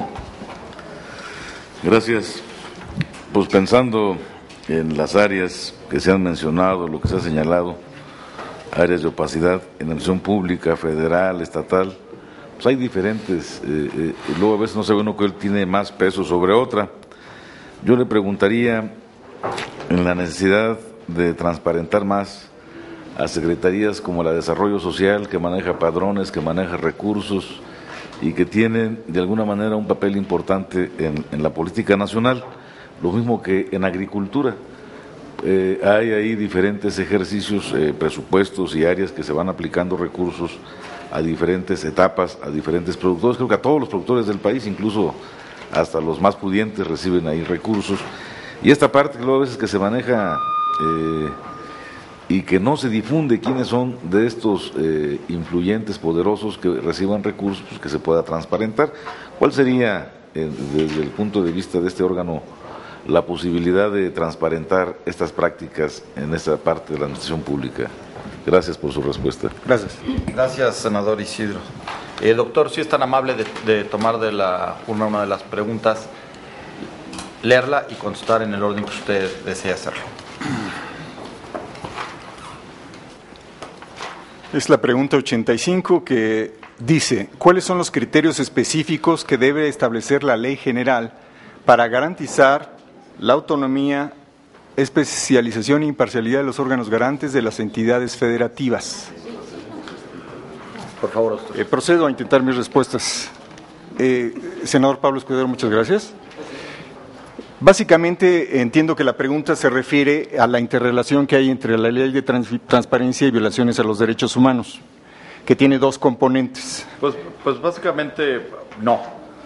Más bien saber que es una violación grave a los derechos humanos, y la otra saber si la Ley Federal de Transparencia le da algún tratamiento especial o no cuando existe alguna investigación en violaciones a derechos humanos graves.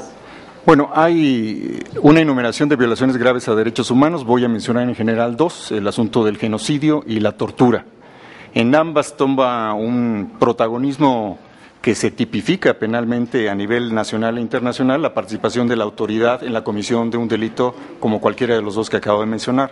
En el caso de la ley de transparencia, ha habido una discusión reciente que se relaciona también con el caso Radilla y otra más que mencionó artículo 19 hace unos días, que tiene que ver con la incorporación de algunos valores que le permitan, quizás un poco manejando una parte del criterio de control de convencionalidad, a algunos jueces y a algunas autoridades a no necesariamente esperar la declaración de la autoridad competente, esto es de los derechos humanos, sea local o nacional, para intervenir en lo que respecta a abrir cierta información que tenga que ver con lo que tradicionalmente sería un valor restringido. Entonces, en condición de la evidencia de alguna de esas violaciones de lesa humanidad, genocidio, tortura, sí es posible, entiendo yo, interpretando de una manera garantista el control de convencionalidad, suponer que la ley de transparencia permite una interpretación de la autoridad para declarar si una información es reservada o no en condiciones como las que hemos mencionado y que tienen que ver con el caso de Tamaulipas y con el caso de 1974 por extensión. Entonces, básicamente esa sería mi respuesta. Muchas gracias por la pregunta. El senador Alejandro Encinas hace una serie de consideraciones que creo que muchos mexicanos compartimos acerca de la necesidad de que la transparencia sea una política pública que se dirija a algunos elementos cruciales de otras políticas públicas y de las omisiones de los compromisos de esas políticas públicas para cumplir con criterios básicos que tienen que ver con una mayor equidad. Aquí yo lo que estoy reivindicando abiertamente es que la transparencia y esta reforma constitucional está vinculado en el escenario de ese contexto, de ese horizonte, que es un proyecto de equidad social que no puede abandonarse o suponerse lógicamente como establecido. Las preguntas concretas son: ¿en qué consiste la refundación? Yo diría que en primer lugar habría que asumir un diagnóstico compartido. En ese diagnóstico compartido, al menos lo que nos puede decir la información que hemos visto publicada y lo que han dicho los propios senadores, es que ha habido un problema de imagen que probablemente destruyó algo esencial del anterior órgano. Si no hubiera sido así, no se podría explicar por qué la reforma constitucional y algunas aseveraciones que los propios senadores hicieron respecto de algunas intervenciones de los propios comisionados actuales. Y aquí ya voy contestando parcialmente a la pregunta que también la senadora Arely Gómez me planteó. ¿Cuáles son las condiciones básicas para reconstituir ese prestigio? Creo que sin duda una de ellas es la capacidad que tenga el Senado de elegir correctamente a los comisionados, de hacer como lo están haciendo transparente este proceso, de tratar de identificar los valores que deben estar representados en la integración del próximo pleno del IFAI. Eso es de la parte, digamos, de la conformación del equipo de trabajo, y esto es muy importante subrayarlo, se trata de un equipo que es capaz de dialogar y aprender el uno del otro, y por lo tanto yo creo que hay que destacar esta idea de multidisciplinariedad que han ustedes básicamente apoyado en varias ocasiones en sus comentarios. Entonces, esa es una de las condiciones. La otra creo que tiene que ver con la ejemplaridad de la actuación del IFAI en cada una de las nuevas facultades que tiene. Por ejemplo, en el caso de la nueva distribución de competencias frente a los estados, en qué circunstancias van a atraer ciertos casos y cómo van a actuar frente a ellos y cómo van a posicionarlos también desde un punto de vista político, desde un punto de vista mediático, además del punto de vista de carácter técnico que por supuesto tienen que resolver previamente. ¿Cómo hacer efectiva la reestructura? Aquí es un tema de planeación, es un tema de programación. Es evidentemente, creo yo, no solo programar y planear, sino supervisar y verificar el resultado. Porque todo aquello que podamos decir, para que no sea, como dicen por ahí coloquialmente, solamente rollo, tendríamos que ubicar los ciertos contextos programáticos, presupuestales, de planeación, administrativos, y también acudir, sí, a la cuestión de relacionarse con la sociedad de una manera muy dinámica, que me parece que ese es un reto que tienen todos los organismos actualmente. Entonces, ahí respondí esas tres preguntas. Gracias, senadora Arely Gómez, por su pregunta, que es un poco la misma, ya respondí parcialmente. Gracias. Es el desprestigio, dice la senadora, pregunta la senadora Arely Gómez, ¿fue ocasionado por los conflictos salidos a la luz pública de los actuales comisionados o por otros temas? Yo básicamente acompaño la opinión de los propios senadores. Son los propios senadores los que indicaron que eso fue lo que minó la imagen del IFAI. Es probable que esta crisis sea encontrable claramente desde enero del 2013 y la prensa retrata, me parece, con mucha claridad ese proceso.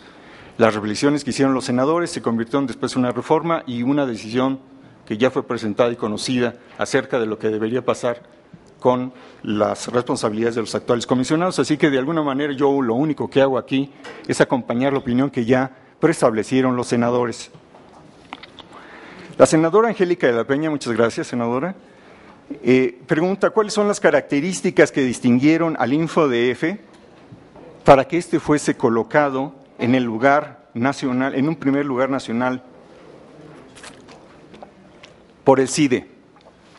Aquí tengo un compañero enfrente de mí que estuvo en ese magnífico, extraordinario equipo de trabajo, también a una excomisionada cuya inteligencia reconocemos muchos, y que tiene que ver con la identificación de las posibilidades que en una encuesta se presentaron en el CIDE en dos ocasiones, en 2007 y 2010, si no me equivoco, y que tenían que ver con el análisis de la normatividad, el usuario simulado, la posibilidad de reconocer las capacidades institucionales y la presentación de la información en Internet.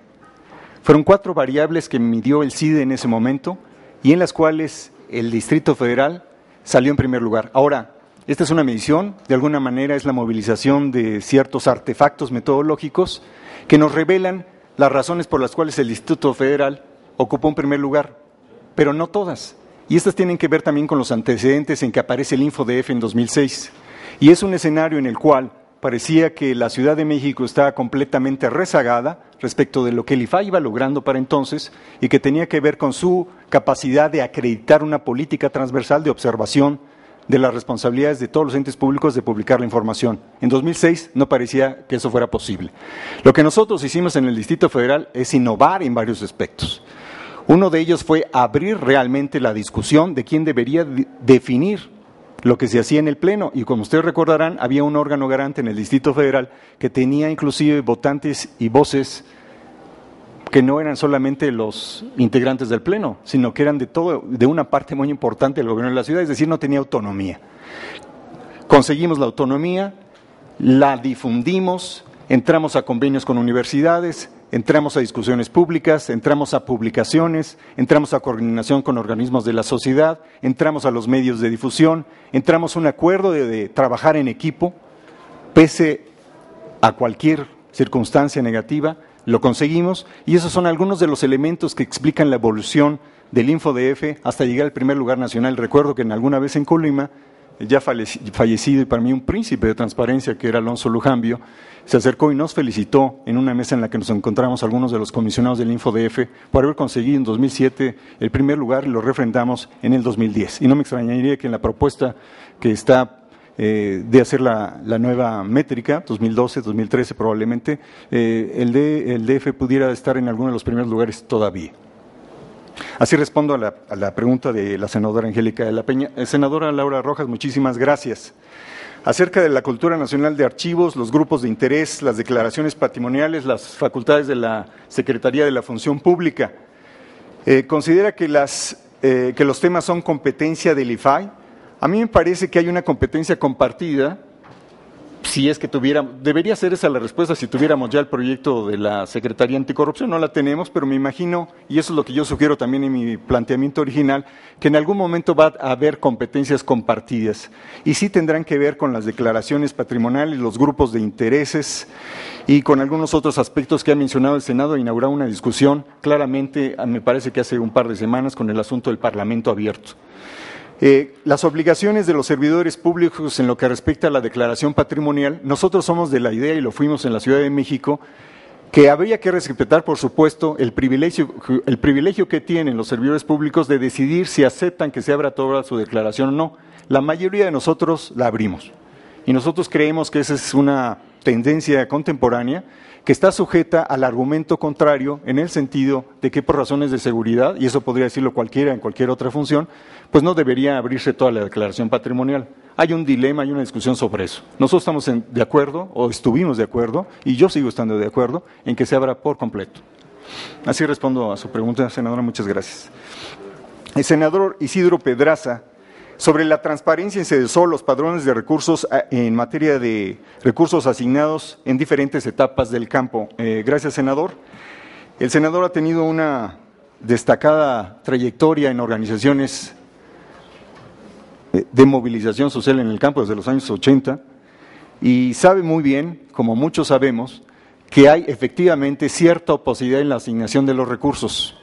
Nos consta por discusiones recientes, inclusive que han involucrado parcialmente al Senado, que esa discusión acerca de cómo se distribuyen los fondos, digamos, federales en los municipios, es impactada por la sobrevivencia de ciertas prácticas de corrupción, supuestas, comprobadas, o que han sido mencionadas en los medios como si fueran verídicas, y no necesariamente, hasta donde yo sé, se han demostrado del todo.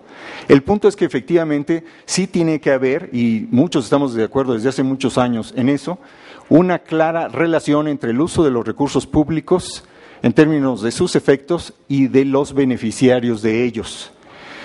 Sabemos por la propia prensa, sabemos por los propios informes de la Auditoría Superior de la Federación, que con frecuencia los recursos públicos dirigidos al campo son administrados por personas que tienen la capacidad de gestión política federal o estatal y que determinan un usufructo equívoco, ilegal e ilegítimo de esos recursos federales.